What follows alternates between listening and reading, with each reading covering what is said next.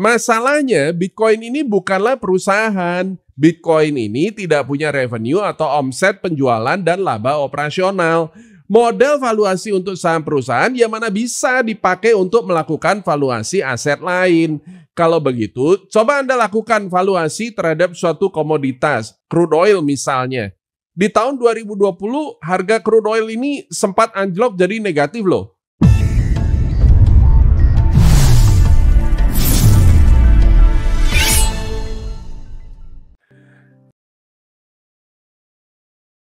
Dalam dunia investasi, Warren Buffett adalah seorang investor legendaris.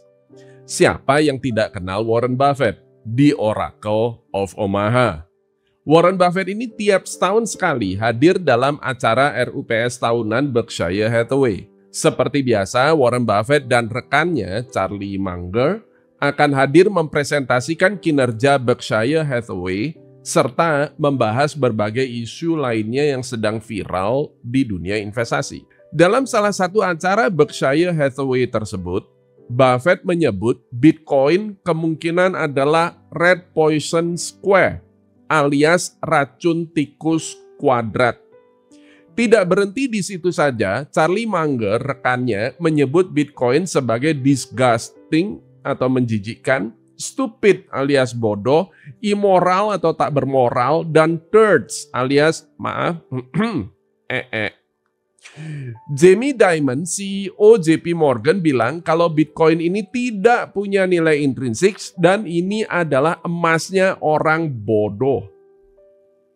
Di tahun 2017, Larry Fink, CEO BlackRock, juga pernah menyebut Bitcoin sebagai index of money laundering, dan akhir-akhir ini kita tahu BlackRock malah mengajukan proposal Bitcoin ETF. Saya sudah pernah membahasnya pada video yang ini. Nah, jika Anda ketinggalan videonya, nampaknya itu karena Anda baru pertama kali nonton video dari channel Akela Trading System ini. Karena itu, supaya tidak ketinggalan lagi, pastikan Anda sudah subscribe di channel ini, nyalakan tombol alertnya, dan jika Anda rasa video ini bermanfaat untuk Anda, mohon dukungannya dengan klik tombol like-nya. Oke, yuk kita teruskan. Yang terakhir, atas dua kejadian yang nampak bertentangan di tahun 2017, Fink menyebut Bitcoin sebagai index of money laundering dan kini malah mengajukan Bitcoin ETF. Adam Khoo mengomentarinya dengan komentar, "We know it is crap atau sampah, but since some of our clients insist on buying crap, better they buy from us than from our competitors." Oke. Ya, saya melihat beberapa komunitas kripto dan YouTuber kripto yang kemudian jadi panas kuping, merah kupingnya, dan membalas komentar negatif tentang Bitcoin ini dengan menyebut uang fiat sebagai uang fiat sampah yang diciptakan oleh The Fed yang merupakan kaki tangan elit global, keluarga Rothschild, Illuminati, dan seterusnya, alias teori konspirasi, kontrasepsi, kontrasapi, dan apapun itu. Beberapa orang malah menggunakan The Simpsons, sampul majalah The Economist, sebagai dasar argumentasi. Pertanyaan saya, jika kalian trading Bitcoin atau bahkan investasi Bitcoin, maka pertanyaan saya adalah, coba periksa kembali apa goal Anda. Apakah goal Anda adalah berantem sama orang lain? Atau goal Anda adalah hasilin cuan? Goal kita sebagai trader atau investor adalah cuan kan? Jadi ngapain juga panas kuping dengar orang nyinyir? Saya justru bersyukur kepada semua tokoh yang nyinyir tentang Bitcoin dan kripto secara umum. Karena dengan adanya mereka ini membuat saya selalu waspada dan sadar akan risiko trading di Bitcoin dan kripto lainnya. Jika ada yang bilang Bitcoin itu racun tikus, maka saya tidak akan membantah. Saya cukup tersenyum dan coba masukkan racun tikus yuk di Tokopedia. Maka ada banyak produk racun tikus yang dijual di situ. Bahkan ada yang terjual hingga ratusan ribu. Nampaknya bisnis jualan racun tikus nggak jelek-jelek amat kan? Jadi kenapa juga harus panas kuping dengar Warren Buffett bilang Bitcoin itu racun tikus? Kalau Charlie Munger bilang Bitcoin itu ya udah yuk kita search di Tokopedia. Ada juga tuh yang jualan ini adalah pupuk kandang organik, sangat bagus untuk menyuburkan tanah kita buat bercocok tanam. Bagaimana terus dengan orang yang bilang Bitcoin itu uang angin? Well, angin ini ada nilainya nggak ya? Anda tahu barang ini nggak? Ya, nih saya tunjukin fotonya. Berbeda dengan di Indonesia yang kondisi geografisnya banyak pulau dan lautan, kondisi geografis Amerika itu lebih banyak daratannya. Dan ada banyak sekali lahan terbuka dan sejak lama dimanfaatkan sebagai pembangkit listrik tenaga angin. Baling-baling ini adalah kincir angin pembangkit listrik tenaga angin. Jadi pertanyaannya, ada nggak ya yang bisnisnya jualan angin? Ini yang bikin kincir anginnya adalah General Electric. Ada tuh. Banyak kota-kota besar di Amerika Serikat kebutuhan listriknya disuplai dari pembangkit listrik tenaga angin ini. Yang terakhir, Bitcoin itu sampah. Oke, Anda pernah dengar nggak bisnis recycling? Di beberapa negara, bisnis sampah ini adalah bisnis besar. Oke, kembali ke Bitcoin. Saya paham ada banyak investor top dunia, billionaires yang sebut Bitcoin ini tidak punya nilai intrinsik. Saya setuju. Memang jikalau model valuasi yang digunakan adalah model valuasi yang biasa digunakan untuk aset produktif, maka Bitcoin ini nilai intrinsiknya memang nol. Anda harus paham, Warren Buffett adalah seorang value investor, murid langsung Benjamin Graham. Saya sudah bolak-balik nggak kehitung baca buku legendarisnya Ben Graham ini, judulnya The Intelligent Investor. Ada beberapa model valuasi yang biasa dipakai pada suatu emiten atau saham. Beberapa di antaranya adalah nomor 1 DCF atau Discounted Cash Flow. Sederhananya begini. Jika ada suatu perusahaan perputaran operasi arus kasnya dalam setahun adalah 10 miliar rupiah dan saham tersebut diperdagangkan di harga Rp1.000 per lembar, maka ketika ternyata perusahaan tersebut bertumbuh pesat sehingga perputaran arus kasnya kini mencapai 20 miliar, maka nilai wajar sahamnya tentu sudah bukan Rp1.000 lagi, melainkan jadi Rp2.000 kan? Ada lagi model valuasi yang beranjak dari definisi bahwa perusahaan adalah penghasil laba. A business is an earning generator. Saham Google misalnya, pasca krisis subprime mortgage di Amerika, saham Google ini justru turun signifikan dan diperdagangkan di bawah 20 kali earnings atau laba bersih per lembar sahamnya. Di awal tahun 2023, Google kembali diperdagangkan di bawah 20 kali earningsnya. Dan karena itu di awal tahun 2023 saya menyebut saham Google ini undervalue. Ada juga yang menggunakan acuan nilai buku atau book value, yakni total aset dikurangi total liabilities atau kewajibannya. Caranya adalah dengan membagi harga saham dengan nilai buku atau book value. Namanya PBV. Jika PBV sudah turun di bawah 1, maka saham tersebut benar-benar undervalue. Nah, sekarang coba gunakan model-model valuasi tersebut pada Bitcoin. Bagaimana hasilnya? Bitcoin ini bukan perusahaan, cash flow-nya nggak ada. Tidak ada aset, juga tidak ada utang dan kewajiban. Tidak ada modal pemegang saham atau shareholders equity, tidak ada arus kas. Karena itu, berapa nilai intrinsiknya? Ya nol. Nggak salah kan kalau Warren Buffett dan Charlie Munger juga Jamie Dimon bilang kalau Bitcoin ini nilai intrinsiknya nol. Masalahnya Bitcoin ini bukanlah perusahaan. Bitcoin ini tidak punya revenue atau omset penjualan dan laba operasional. Model valuasi untuk saham perusahaan yang mana bisa dipakai untuk melakukan valuasi aset lain. Kalau begitu, coba Anda lakukan valuasi terhadap suatu komoditas, crude oil misalnya. Di tahun 2020, harga crude oil ini sempat anjlok jadi negatif loh. Oke, saya kasih analogi sederhana. Suatu ketika ada seorang pedagang buah yang promosi buah jeruk dagangannya, manis dan besar. Namun tetangganya bilang, jeruk kayak gitu kok dibilang besar.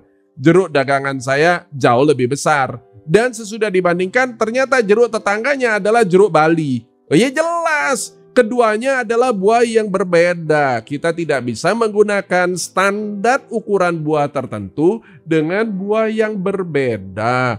Kenapa kok nggak dibandingkan saja jeruk sama semangka misalnya, atau sama durian petruk? Nah, karena itu saya ingin memperkenalkan kepada Anda semua satu model valuasi yang saya pakai di Bitcoin. Namanya MVRV, Market Value to Realized Value. Ini adalah rasio penilaian yang mengukur hubungan antara nilai pasar Bitcoin saat ini dengan total nilai semua koin ketika terakhir kali dipindahkan atau ditransaksikan di blockchain atau nilai yang direalisasikan. Rasio ini digunakan sebagai metrik untuk menilai keuntungan secara keseluruhan bagi para pemegang suatu aset kripto tertentu. Rasio MVRV dihitung dengan membagi kapitalisasi pasar saat ini atau harga saat ini dikalikan dengan total pasokan koinnya dengan kapitalisasi yang direalisasikan, yakni jumlah nilai dari semua koin pada saat terakhir kali dipindahkan. Formula untuk menghitungnya adalah sebagai berikut. MVRV ratio itu sama dengan market capitalization dibagi realized capitalization. Ketika rasio MVRV di atas 1, itu menunjukkan bahwa secara rata-rata investor sudah memperoleh keuntungan yang mengindikasikan potensi penilaian yang overvalue atau tekanan jual yang berpotensi meningkat. Sebaliknya, ketika rasio MVRV di bawah 1, itu mengindikasikan bahwa secara rata-rata investor masih mengalami kerugian, menunjukkan potensi penilaian yang cenderung undervalue atau potensi tekanan beli yang meningkat. Jika angka MVRV ini kemudian kita bandingkan dengan angka rata-rata rasio MVRV, kemudian kita ukur berapa kali simpangan baku yang terjadi terhadap nilai rata-rata historical MVRV, maka kita akan dapat yang namanya MVRV Z-score. Nah, sekarang coba kalian lihat chart ini. Zona hijau menandakan MVRV Z-score di bawah 0. Sementara zona pink menandakan MVRV Z-score di atas 7. Sebagaimana saya sudah jelaskan tadi, angka MVRV di bawah 1 mengindikasikan secara rata-rata Bitcoin undervalue. Dan jika ada berita positif sehubungan dengan Bitcoin seperti inflasi Amerika yang turun, The Fed berhenti menaikkan suku bunga, hingga SEC menyetujui Bitcoin ETF BlackRock, ini semua akan berpotensi membuat tekanan beli pada Bitcoin semakin meningkat. Apakah berarti pada saat ini sekarang undervalue begini boleh hajar all in Bitcoin? Apa tidak ada kemungkinan Bitcoin mengalami risiko di masa yang akan datang sehingga harganya jadi 0? Jawabnya ya mungkin aja. Seperti yang saya katakan di awal tadi, berterima kasihlah kepada Warren Buffett, Charlie Munger, Jamie Dimon, dan siapapun yang mengingatkan Anda bahwa Bitcoin ini mengandung risiko dan ada kemungkinan jadi 0. Mau tahu apa saja risikonya? Oke. Pada video saya yang lalu berjudul "Apa Gunanya Bitcoin Itu?", ada yang komentar sehubungan dengan berbagai risiko yang lazim kita temukan di komunitas-komunitas kripto sejak lama. Risiko pertama, teknologi Bitcoin ketinggalan zaman. Muncul kripto-kripto lain yang menawarkan scalability atau skalabilitas, efisiensi, serta fitur yang lebih canggih ketimbang Bitcoin. Tahukah Anda, sejak lama ada kelompok Bitcoin Unlimited sudah menyuarakan ukuran block size Bitcoin 1 MB terlalu kecil. Mereka mengusulkan block size Bitcoin diperbesar menjadi 8 MB. Hal ini ditentang keras oleh kelompok lainnya, yaitu Bitcoin Core. Mereka lebih memilih solusi lain, contohnya Segregated Witness atau SegWit, guna menyelesaikan permasalahan skalabilitas. Karena itu, Bitcoin Unlimited kemudian melakukan hard fork dan melahirkan Bitcoin Cash. Risiko kedua, serangan 51%. Sejak lama risiko ini sudah dibicarakan banyak orang. Jika ada hacker super tajir yang bisa menguasai 51% blockchain Bitcoin, maka hacker tersebut akan bisa mengendalikan blockchain tersebut dan memanipulasi data dan aset yang ada di situ. Apakah mau dicuri ataukah menciptakan Bitcoin baru yang aspal? Saya tidak membantah akan adanya kemungkinan itu. Akan tetapi, coba kita pikir dari sisi 51% attacker. Orang ini, siapapun itu, berdasarkan data dari bitnotes.io, berarti butuh menguasai 51% dari total 16.674 nodes Bitcoin di seluruh dunia. Berdasarkan estimasi Rick Edelman, yang menggunakan data hash rate tahun 2021, sang 51% attacker ini akan butuh investasi 5,5 miliar dolar hanya untuk hardware-nya saja. Dan kalau kita gunakan network hash rate sekarang, yakni 382.291 petahash per detik, maka investasi hardware yang dibutuhkan adalah 7,65 miliar dolar. Kalau kalian jadi hacker yang punya 7,65 miliar dolar, kira-kira kalian butuh ngerampok Bitcoin blockchain nggak? Kalau Anda yang jadi hacker sultan super tajir kayak begini, kira-kira Anda akan sikat blockchain lain dulu yang networknya masih belum terlalu besar dan jauh lebih empuk, lebih gampang untuk digarap, atau hajar blockchain yang networknya sudah super gede kayak Bitcoin ini? Risiko ketiga, komputer kuantum. Bitcoin adalah aset yang selamanya tercatat di blockchain, tercatat di distributed ledger technology yang decentralized. Guna mengakses aset-aset tersebut, Anda memerlukan private key yang merupakan kombinasi unik 256 karakter kombinasi angka dan huruf yang merupakan karakter heksadesimal atau bilangan berbasis 16, yakni 0 sampai 9, A sampai F. Ada 10 pangkat 77 kemungkinan permutasi. Berdasarkan stackexchange.com, butuh 0,65 miliar tahun bagi superkomputer tercepat di dunia untuk nge-crack addressnya Bitcoin ini. Akan tetapi sejak saat ini, ilmuwan sudah mulai memiliki visi atas lompatan teknologi baru dalam dunia komputer yang dikenal dengan nama quantum computing. Quantum computing adalah teknologi komputer yang menggunakan prinsip mekanika kuantum guna menjalankan kalkulasi. Salah satu prinsip utama mekanika kuantum adalah memungkinkan objek ada di banyak keadaan pada waktu yang bersamaan. Ini dikenal sebagai superposisi. Misalnya, sebuah elektron dapat menjadi partikel dan gelombang pada saat yang bersamaan. Komputer kuantum menggunakan sifat superposisi ini untuk melakukan kalkulasi secara paralel. Ini berarti bahwa mereka dapat memecahkan masalah yang sulit diselesaikan untuk komputer klasik.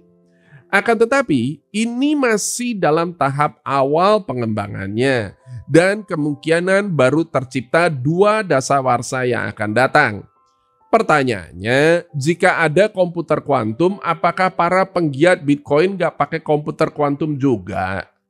Jika pada akhirnya ternyata ada hacker yang bobol Bitcoin pakai quantum computing, berarti seluruh dana yang ada di bank ini juga nggak ada yang aman, karena memiliki risiko yang sama juga.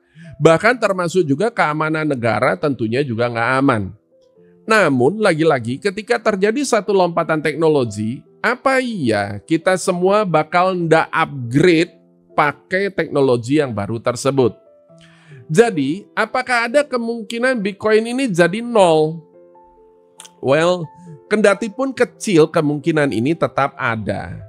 Akan tetapi, sebaliknya, apa ada kemungkinan Bitcoin kembali naik menembus all time high-nya? Ya ini juga mungkin juga kan? Jadi kita sekarang punya suatu aset sejenis racun tikus, sampah, dan angin.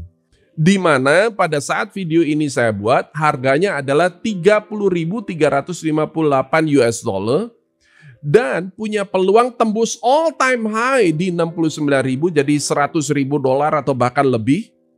Bagaimana kita menyikapi aset seperti ini? Yang pertama, ada satu konsep populer di kalangan kripto yang saya tidak pernah mau ikuti, dan itu adalah HODL.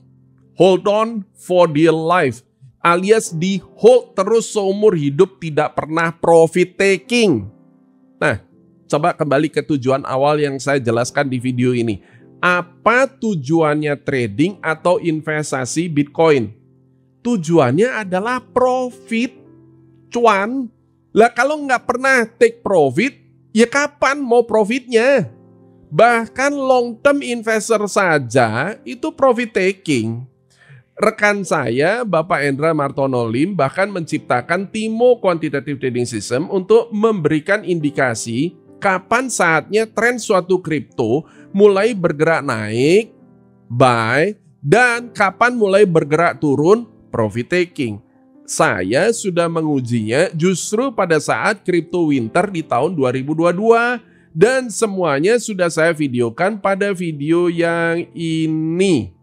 Jika Anda investasi atau trading long term, kalian juga bisa contohnya menggunakan model valuasi MVRV Z-Score yang tadi saya jelaskan di atas. Masih ada banyak lagi yang saya belum bahas. Pertanyaan yang banyak ditanyakan orang, jika sudah tahu bahwa Bitcoin ini high risk, kenapa kok ada orang investasi di Bitcoin? Jawabnya adalah guna menurunkan risiko portfolionya. Nggak salah nih, investasi di aset berisiko guna menurunkan risiko. Iya, saya malah menggunakan satu instrumen yang jauh lebih berisiko daripada Bitcoin untuk memproteksi investasi saham saya di Bursa Amerika. Instrumen itu namanya put option. Apa yang saya maksudkan ini adalah sangat ilmiah. Nama ilmunya adalah Modern Portfolio Theory. Dan ini adalah pemenang hadiah Nobel di mana penciptanya kebetulan namanya juga Harry. Lebih tepatnya namanya Harry Markowitz. Prinsip pertama adalah korelasi. Gini, jika seseorang berinvestasi pada suatu aset yang memiliki risiko dan menambahkan satu aset lain yang memiliki korelasi negatif terhadap yang pertama, maka risiko portfolio secara keseluruhan akan berkurang banyak. Dan ini sudah saya buktikan dalam video saya tentang put option. Anda bisa simak videonya pada link yang ini. Saya juga sudah pernah menulis buku tentang hal ini yang diterbitkan PT Gramedia Pustaka Utama di tahun 2010, judulnya Tetap Untung Ketika Saham Turun. Prinsip kedua, jika Anda menambahkan satu aset ketiga dalam portfolio Anda, di mana tidak memiliki korelasi sama sekali dengan kedua aset yang tadi, dengan proporsi yang jauh lebih kecil dari aset yang pertama, maka Anda bukan saja sudah menurunkan total risiko portfolio, Anda juga meningkatkan potensi keuntungannya apabila aset yang ketiga menghasilkan keuntungan jauh lebih besar daripada aset yang pertama. Wah, bingung ya? Coba saya mau tanya, ada nggak yang pernah atau bahkan sedang kuliah dan belajar teori portofolio modern? Kemudian dikasih tugas sama Pak dosen buat hitung-hitung expected return suatu aset pakai CAPM atau Capital Asset Pricing Model, terus dimasukkan ke MPT, bikin alokasi vector weights, terus kalikan dengan matriks covariance-nya, dikalikan lagi dengan transpose matriksnya, ketemu volatility square atau sigma square-nya. Nah, ada yang pengen saya yang jelasin dengan cara yang jauh lebih sederhana dan nggak pakai matematika ribet-ribet kayak begini nggak? Oke, sehubungan dengan prinsip yang pertama, jika ada yang ingin belajar options guna melindungi investasi sehingga membangun sumber income dengan risiko terkontrol dan performanya bisa lebih konsisten, Akela punya solusinya. Kunjungi website www.tradingnyantai.com. Akela akan menyelenggarakan sebuah special webinar, judulnya Tetap Untung Ketika Saham Turun. Bagi 50 pendaftar pertama, gunakan voucher diskon Akela 50 guna mendapatkan diskon Rp50.000 dan mendapatkan akses ke e-book tulisan saya Tetap Untung Ketika Saham Turun yang diterbitkan PT Gramedia Pustaka beserta 3 e-book lainnya. Semoga bermanfaat, sukses selalu dan sampai jumpa.